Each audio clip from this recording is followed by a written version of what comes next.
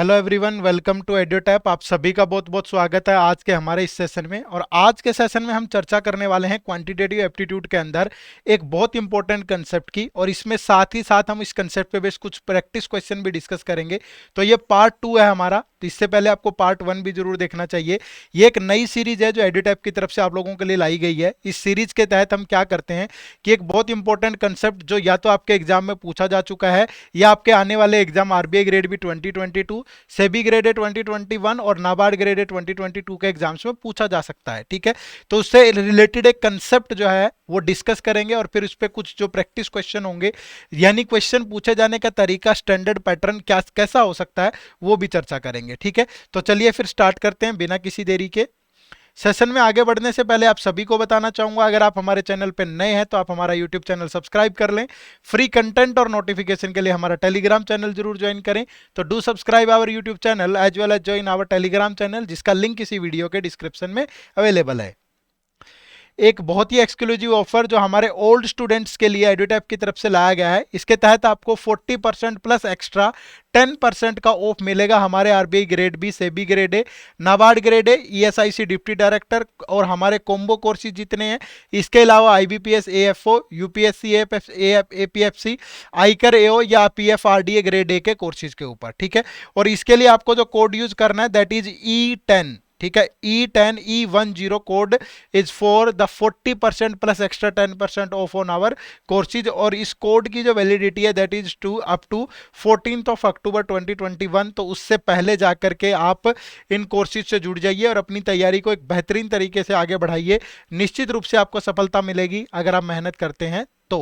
और इन सभी कोर्सेज का लिंक इसी वीडियो के डिस्क्रिप्शन में आपको दिया गया है। तो चलिए फिर शुरू करते हैं आज का हमारा कंसेप्ट। और जो कंसेप्ट है ये टाइम एंड जो डिस्टेंस है या टाइम स्पीड डिस्टेंस कह लो, टॉपिक के ऊपर बेस्ड है, टाइम स्पीड एंड डिस्टेंस। ठीक है, तो बहुत सारे कंसेप्ट है जो टाइम स्पीड एंड डिस्टेंस के अंदर क्वेश्चंस को सोल्व करने के लिए यूज होते हैं, बट आज हम एक पर्टिकुलर जो कंसेप्ट है वही डिस्कस करने जा रहे हैं, जिस कंसेप्ट में पे बेस्ड कुछ प्रैक्टिस क्वेश्चन भी हम लोग लेंगे। तो सबसे पहले मैं उस कंसेप्ट के बारे में आपको बता देता हूं। कंसेप्ट है कि जब भी टाइम कांस्टेंट होता है, जब भी टाइम कांस्टेंट होता है तो टाइम और स्पीड एक दूसरे के डायरेक्टली स्पीड और डिस्टेंस एक दूसरे के डायरेक्टली प्रोपोर्शनल होते हैं। स्पीड और डिस्टेंस एक दूसरे के डायरेक्टली प्रोपोर्शनल होते हैं। ये आज का हमारा कंसेप्ट है। कंसेप्ट बहुत सारे बच्चों को ये दिक्कत होती है कि हमें पता ही नहीं चलता जब किसी क्वेश्चन को सोल्व कर रहे हो कि कौन सा कंसेप्ट यूज हो रहा है। जैसे कि मैं बात करूं टाइम स्पीड और डिस्टेंस के अंदर दो तीन तरह के जो मेन कंसेप्ट है जो यूज होते हैं। पहला एक एवरेज कंसेप्ट है, जैसे बहुत यूज होता है, एवरेज स्पीड का कंसेप्ट है। ठीक है, दूसरा जब डिस्टेंस कॉन्स्टेंट होता है, डिस्टेंस कांस्टेंट होता है तो टाइम और स्पीड एक दूसरे के इनवर्सली प्रोपोर्शनल होते हैं। टाइम एंड स्पीड इज एक दूसरे के इनवर्सली प्रोपोर्शनल होते हैं। ठीक है, एक होता है जब टाइम कांस्टेंट हो, जब टाइम कांस्टेंट हो तो डिस्टेंस और जो स्पीड होते हैं वो एक दूसरे के डायरेक्टली प्रोपोर्शनल होते हैं।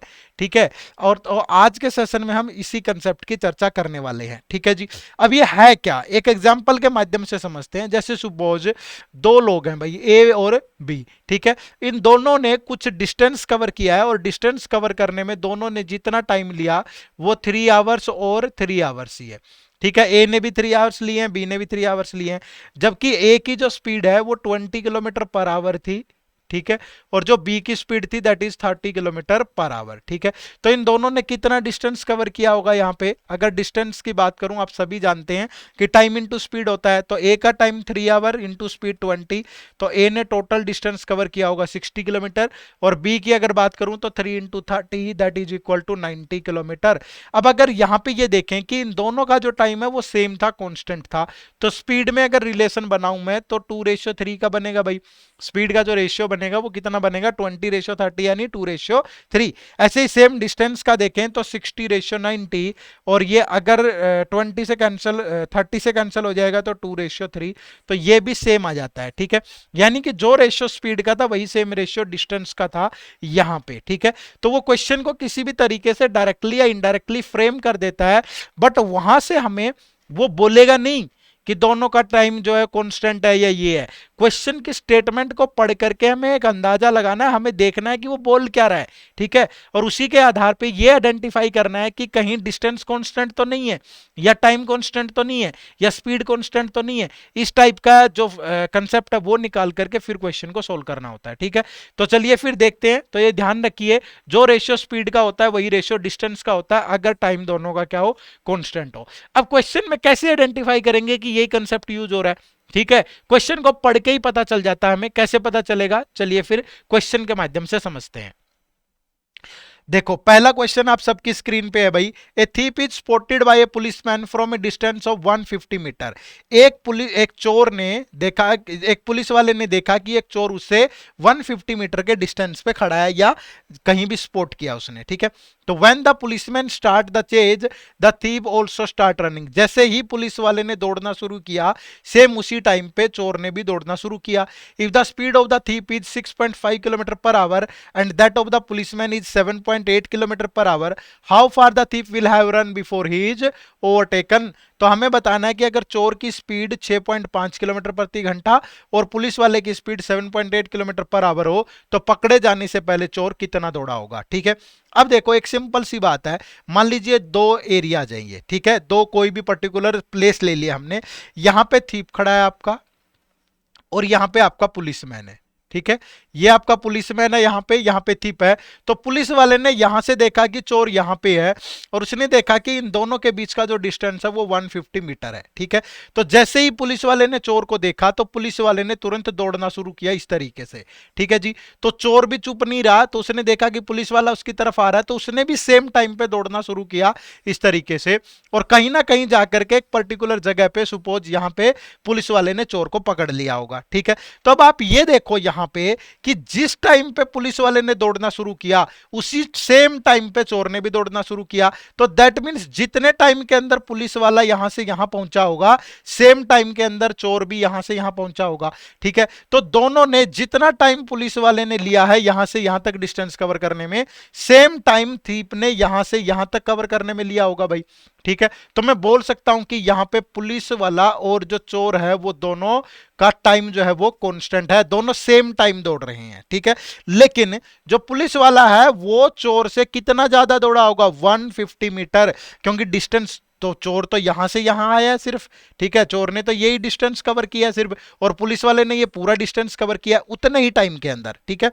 तो जो पुलिस वाला है वो चोर से कितना ज्यादा दौड़ा है, वो दौड़ा है 150 मीटर ज्यादा। तो अगर मैं दोनों की स्पीड की बात करूं, यहां पे ये चोर है और ये पुलिस वाला है, तो जो चोर की स्पीड है that is 6.5 kilometre per hour, और जो पुलिस वाले की स्पीड है that is 7.8 kilometre per our. तो दोनों की स्पीड में अगर रिलेशन बनाए तो डेसिमल से डेसिमल कैंसिल हो जाएगा, 13 से कटेगा तो 5:6 हो गया। मतलब दोनों की स्पीड में रेशियो क्या है, 5:6 है। और हम जानते हैं कि जब टाइम कांस्टेंट हो तो स्पीड और डिस्टेंस में जो रिलेशन होता है वो डायरेक्टली प्रोपोर्शनल होता है, मतलब सेम होता है। तो दोनों के डिस्टेंस में भी रेशियो कितना रहा होगा, 5:6 रहा होगा। अब यहां पे ये देखो कि हमारे अकॉर्डिंग जो पुलिस वाला है वो चोर से कितना ज्यादा दौड़ा, 1, और दौड़ा कितने ज्यादा है, ये डिस्टेंस पुलिस वाले ने ज्यादा कवर किया है ना चोर से, कितना मीटर, 150 मीटर। तो 1 की वैल्यू 150 मीटर, तो 5 की वैल्यू कितनी होगी, 5 इंटू 150 यानी कि 750 मीटर, और 6 की वैल्यू कितनी होगी, 6 इंटू 150 यानी कि 900 मीटर। तो दैट मीन्स ये हुआ कि यहां से यहां तक पुलिस वाला जितना दौड़ा वो कितना है, 900, और चोर कितना दौड़ा है, 750। तभी तो पुलिस वाला उससे 150 ज्यादा दौड़ रहा होगा। तो दैट मीन्स पकड़े जाने से पहले चोर कितने मीटर दौड़ा होगा, 750 मीटर। तो option C is the right answer. बशर्ते बस आपको यह देखना है, क्वेश्चन को समझना है। आपके दिमाग में जब भी टाइम एंड डिस्टेंस क्वेश्चन का टॉपिक का क्वेश्चन सोल्व करो, तो ये दिमाग में रखो कि एवरेज स्पीड तो नहीं है, टाइम कांस्टेंट तो नहीं है, डिस्टेंस कांस्टेंट तो नहीं है। और जैसे ही ये सब चीजें क्लियर होगी, आपका क्वेश्चन कभी भी फंसने वाला नहीं होगा यहां से, ठीक है। और क्वेश्चन देखते हैं किस टाइप की चीजें हमसे पूछी जा सकती हैं। देखो question number 2, Rahim and Arun start simultaneously from a place X towards Y, ठीक है, 72 किलोमीटर अपार्ट। तो रहीम और अरुण है, मैं बोलूं कि ये प्लेस एक्स है भाई, ये प्लेस वाई है। रहीम और अरुण ने एक्स से वाई की तरफ चलना शुरू किया, ठीक है, और एक्स से वाई का जो डिस्टेंस है that is 72 kilometre. Rahim speed is 4.2 kilometre per hour less than that of Arun. जो रहीम की स्पीड है वो अरुण की स्पीड से 4.2 किलोमीटर पर आवर लेस है। Arun after reaching Y turns back and meets Rahim at a place 18 kilometre away from Y. Rahim speed is है क्या, question में वो बोल क्या रहा है, उसने कहा कि रहीम और अरुण ने एक्स प्लेस से चलना शुरू किया, ठीक है। तो जैसे रहीम सुपोज ये ऐसे चल रहा है और जो रहीम की स्पीड है वो अरुण से क्या है 4.2 किलोमीटर पर आवर लेस है, तो दैट मीन्स रहीम थोड़ा स्लो चल रहा होगा और जो अरुण है ये थोड़ा फास्ट चल रहा होगा।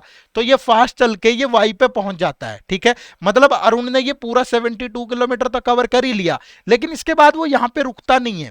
वो क्या करता है, तुरंत यू टर्न लेता है और वाई से जिस तरफ से रहीम आ रहा है, रहीम इस साइड से आ रहा है तो अरुण इस साइड से आ रहा है, तो ये एक जगह पे मिलते हैं, ठीक है। और ये जगह जो है ये 18 kilometre away from the Y है, यानी कि इस वाई से ये 18 किलोमीटर अवे है, ठीक है भाई। अब देखो दोनों ने सेम टाइम पे चलना शुरू किया था, दोनों ने सेम टाइम पे चलना शुरू किया था, तो जितनी देर में रहीम यहां से यहां पहुंचा उतनी देर में अरुण एक्स से वाई पे पहुंच के फिर वाई से इस जगह पे आ जाता है। यानी दोनों ने इस पूरे डिस्टेंस में सेम टाइम लिया है, ठीक है। यहां से अरुण ने वाई से और यहां तक आने में जितना टाइम लिया उतना ही रहीम ने यहां से यहां तक आने में लिया है। तो दैट मीन्स यहां भी क्या है, टाइम कांस्टेंट है, ठीक है। दोनों ने सेम टाइम ट्रेवल किया है, लेकिन उसी टाइम के अंदर रहीम ने जितना ट्रेवल किया अरुण ने उससे कहीं ज्यादा ट्रेवल किया है, ठीक है। तो अगर मैं डिस्टेंस की बात करूं उस सेम डिस्टेंस के, उस सेम टाइम के अंदर रहीम ने कितना ट्रेवल किया, रहीम तो यहां से यहां तक गया और ये पॉइंट वाई से 18 किलोमीटर है और ये एक्स और वाई का डिस्टेंस 72 है, तो रहीम ने कितना कवर किया होगा 72 माइनस 18 यानी 54 किलोमीटर। तो रहीम ने जितनी देर में 54 किलोमीटर कवर किया उतनी देर में अरुण ने कितना कवर किया 72। ये 72 तो किया ही किया एक्स से वाई, और वाई से इधर भी तो आया 18, तो प्लस 18 किलोमीटर, ठीक है। तो जितने टाइम में आपका रहीम ने 54 कवर किया उतने सेम टाइम में अरुण ने 90 कवर किया। तो दोनों के अगर डिस्टेंस की बात करूं तो डिस्टेंस में जो रेशियो बनेगा वो 18 से सिंप्लीफाई कर दें तो 3:5 बनेगा भाई, ठीक है। और मैंने आपको बताया कि जब भी कंसेप्ट ही ये हमारा कि जब भी टाइम कांस्टेंट हो तो टाइम और स्पीड एक दूसरे के इनवर्सली प्रोपोर्शनल होते हैं, सॉरी डायरेक्टली प्रोपोर्शनल होते हैं। तो यहां पे सेम रेशियो स्पीड का भी बनेगा 3:5। अब रहीम की स्पीड आपके अरुण की स्पीड से हमारे अकॉर्डिंग 2 कम है और इसने कितना बोला है कि 4.2 किलोमीटर पर आवर लेस है, तो 2 की वैल्यू 4.2 किलोमीटर पर आवर होगी भाई। तो 1 की वैल्यू कितनी होगी, 2 से डिवाइड करेंगे तो 2.1 किलोमीटर पर आवर। तो 3 की वैल्यू कितनी होगी, क्योंकि रहीम की स्पीड तो 3 है, तो 3 into 2.1 that is equal to 6.3 kilometre per hour. ये आ गई रहीम की स्पीड, ठीक है। तो रहीम की पूछा है हमसे, तो रहीम की स्पीड होगी option A 6.3 kilometre per hour. और अगर अरुण की पूछता तो 5 इंटू 2.1 कर देते तो that is 10.5 kilometre per our.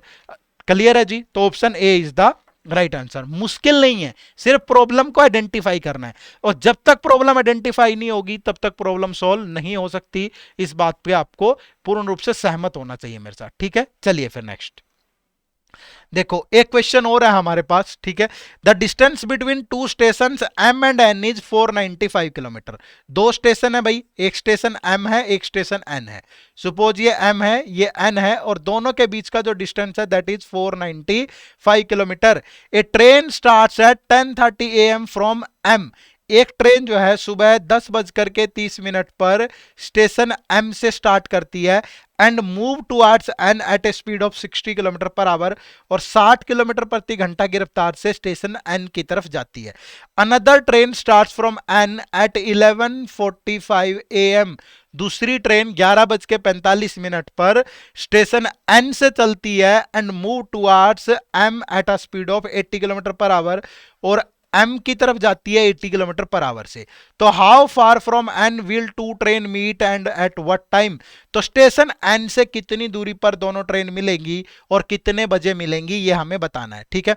अब आप यहां से देखो कि हमें देखते ही नहीं पता चल रहा कि यहां पे क्या कंसेप्ट यूज हो रहा है। एवरेज स्पीड नहीं यूज हो रहा, डिस्टेंस कांस्टेंट नहीं है दोनों के लिए, तो टाइम को कांस्टेंट बना सकते हैं हम। कैसे बना सकते हैं, ये देखो कि अगर ये ट्रेन 11:45 पे चलती है और ये ट्रेन चलती है 10:30 पे, तो मैंने देखा कि 10:30 पे ये ट्रेन चली, सुपोज 11:45 पे ये ट्रेन इधर पहुंच गई भाई, ठीक है, इधर पहुंच गई, ये जो एम स्टेशन से चलने वाली ट्रेन है और इसकी स्पीड है 60 किलोमीटर पर आवर, तो ये कितनी देर चली होगी, ये चली है 1 घंटा 15 मिनट, 1 आवर 15 मिनट चल के ये इस जगह से यहां पे आ गई। तो इसने जो ये डिस्टेंस कवर किया है ये अकेले कवर किया है एम स्टेशन से, तो ये एम स्टेशन से कितनी दूर आगे होगी भाई, 1 घंटे में ये कितना कवर करती है 60 किलोमीटर, और 15 मिनट में कितना कवर किया होगा 60 इंटू 15/60, यानी कि इसने कितना कवर किया होगा 15 किलोमीटर। तो टोटल 1 घंटे 15 मिनट में इसने कवर कर लिया 75 किलोमीटर। तो दैट मीन्स ये 75 किलोमीटर आगे आ चुकी है स्टेशन एम से। तो अब ये जो डिस्टेंस बच गया एम और एन के बीच, ठीक है, जो स्टेशन एम से चलने वाली ट्रेन है और एन के बीच, ये डिस्टेंस कितना बच गया भाई 495 माइनस 75। तो अब इन दोनों ट्रेनों को 420 किलोमीटर ही कवर करना है, ठीक है, कितना कवर करना है 420, लेकिन दोनों का टाइम कांस्टेंट हो चुका है। अब ये भी 11:45 पे यहां से चल गई है और ये भी चल गई है, तो जब ये इधर से आगे बढ़ेगी ये इधर से आगे बढ़ेंगी, तो दोनों ट्रेन 1 घंटे में कितना कवर करेंगी 60 + 80। रिलेटिव स्पीड का कंसेप्ट भी लगा सकते हो, जब अपोजिट डायरेक्शन हो तो स्पीड हमेशा ऐड होती है। वैसे नॉर्मल सी सोचने की बात है कि 11:45 से 12:45 पे सपोज ये यहां होगी, तो ये 80 किलोमीटर आगे आ चुकी होगी और ये इधर से 60 किलोमीटर आगे आ चुकी होगी, मतलब दोनों के बीच का जो डिफरेंट डिस्टेंस है वो 1 घंटे के अंदर 140 किलोमीटर रिड्यूस होता चलेगा, कम होता चलेगा। और मिलने के लिए कितना कम करना है 420, तो 420 के लिए अगर वो 1 घंटे में 140 रिड्यूस कर रही है तो 420 कितने आवर में रिड्यूस होगा 3 आवर्स के अंदर। तो मैं बोल सकता हूं कि ठीक है एग्जैक्ट 11:45 पर चलने के बाद 11:45 पर चलने के बाद 3 घंटे बाद दोनों ट्रेनें एक दूसरे से मिल जाएंगी, ठीक है। तो 11:45 के बाद 3 घंटे कब होंगे 2:45 PM पर, ठीक है। तो 2:45 PM पर मिलेंगी, बट डिस्टेंस कितना ट्रेवल किया होगा, डिस्टेंस पूछा है फ्रॉम स्टेशन एन, तो एन से अगर बात करें तो एन वाली ट्रेन तो 11:45 पे ही चली है, 1 घंटे में 80 किलोमीटर कवर करती है, 3 घंटे बाद मिली तो कितना डिस्टेंस कवर किया होगा 240 किलोमीटर।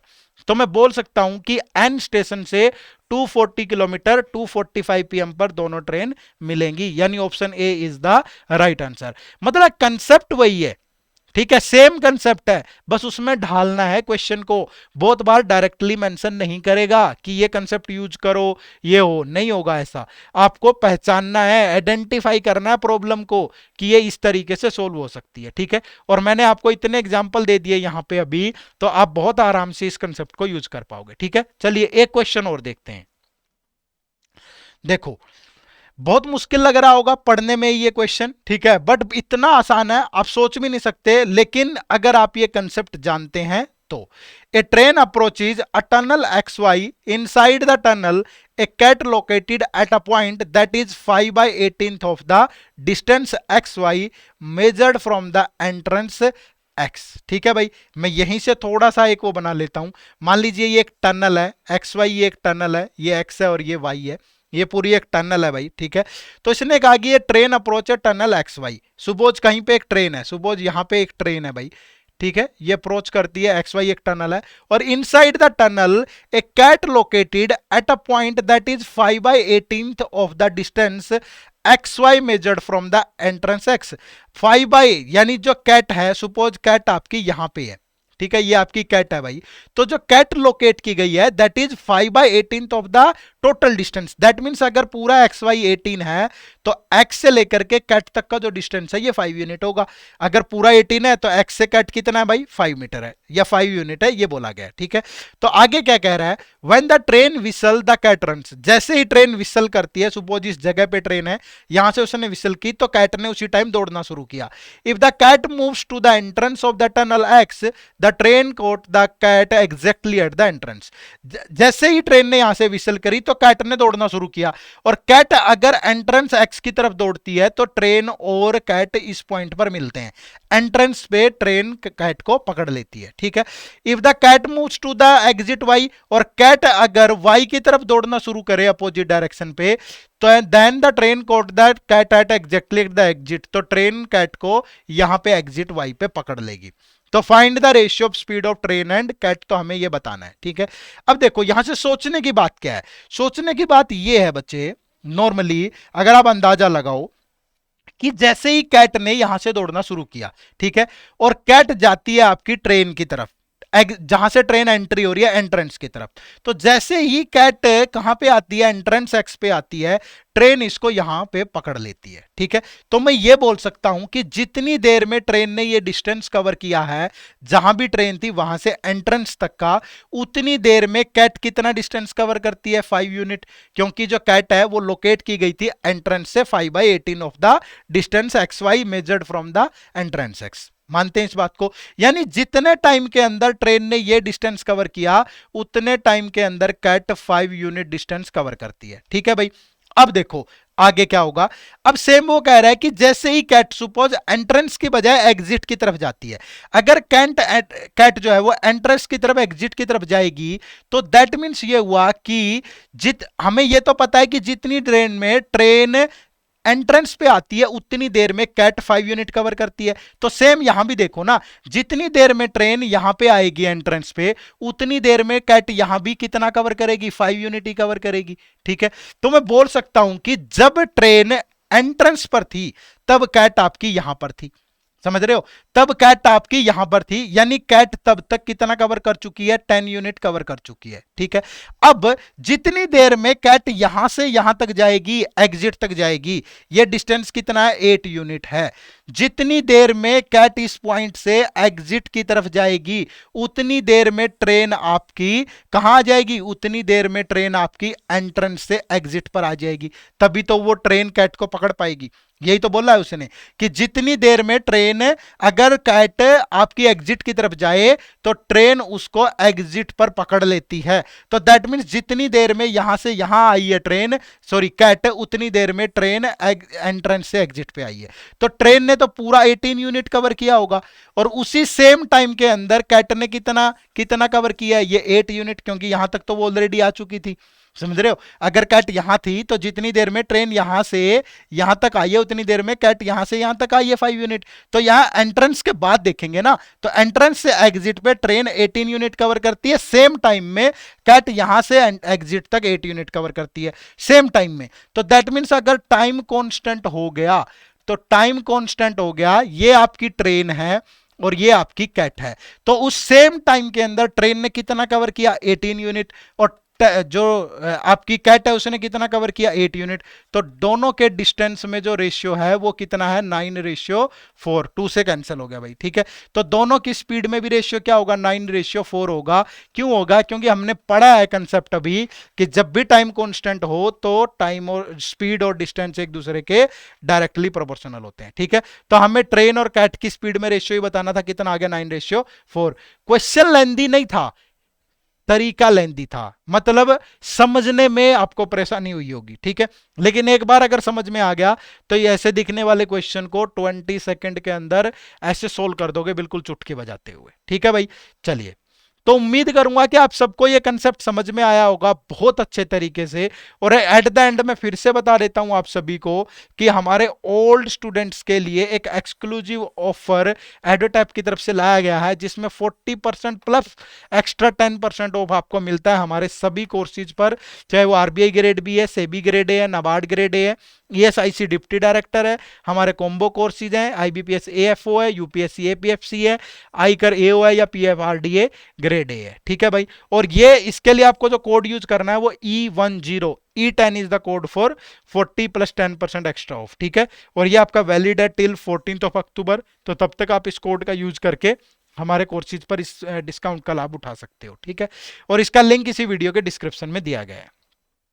चलिए, तो थैंक यू वेरी मच। उम्मीद करूंगा कि आप सबको मैं ये सारी चीजें समझाने में सफल रहा होगा कि किस तरीके से टाइम कांस्टेंट होने पर स्पीड और डिस्टेंस एक दूसरे के डायरेक्टली प्रोपोर्शनल होते हैं। और क्वेश्चंस के माध्यम से हमने ये जाना कि यूज कैसे करना है। कंसेप्ट सीखना एक अलग चीज है, रट तो लिया हमने, बट उसको एग्जीक्यूशन में लाना बड़ा टास्क होता है। ठीक है, तो क्वेश्चंस के माध्यम से हमने देखा कि कैसे एग्जीक्यूशन में भी लेकर के आना है। तो मैं उम्मीद करूंगा आप सभी को ये अच्छा लगा होगा, और अच्छा लगा तो ज्यादा से ज्यादा लाइक करिए, शेयर करिए। और अगर आपकी कोई भी क्वेरी है तो आप हमसे दिए गए नंबर पर टेलीफोनिक माध्यम से जुड़ सकते हैं, सुबह 10 बजे से शाम के 7 बजे तक, या आप हमें hello@edutap.co.in पर मेल कर सकते हैं 24/7 कभी भी।